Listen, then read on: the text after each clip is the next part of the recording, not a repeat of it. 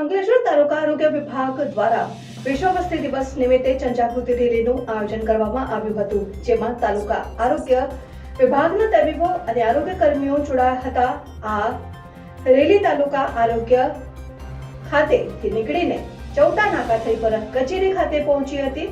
વિશ્વ વસ્તી દિવસ ઉજવણી અંતર્ગત અંકલેશ્વર તાલુકા આરોગ્ય વિભાગ દ્વારા જનજાગૃતિ રેલીનું આયોજન કરવામાં આવ્યું હતું.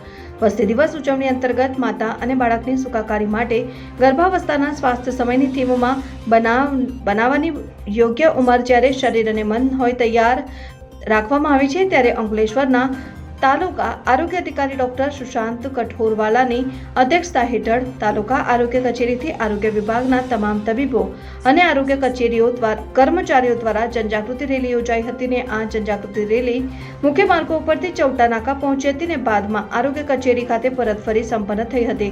તાલુકા આરોગ્ય વિભાગ દ્વારા વિશ્વ વસ્તી દિવસ નિમિત્તે આરોગ્ય ક્ષેત્રે સકારાત્મક સંદેશો પહોંચાડવાનો પ્રયાસ કર્યો હતો. હું ડોક્ટર સુશાંત કઠોરવાલા, તાલુકા હેલ્થ ઓફિસર અંકલેશ્વર.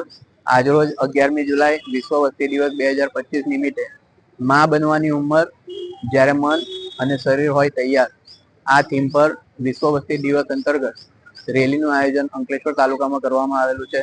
આ ઉપરાંત વિવિધ આરોગ્યલક્ષી કાર્યક્રમોનું પણ આયોજન 11મી જુલાઈથી લઈને 18મી જુલાઈ સુધી કરવામાં આવ્યું છે, જેમાં સ્ત્રી ઓપરેશન, પુરુષ ઓપરેશન, વિવિધ પ્રકારની બિનકાયમી પદ્ધતિઓનો પ્રચાર પ્રસાર અને કામગીરી દરેક આરોગ્ય સંસ્થાઓ પર કરવામાં આવશે.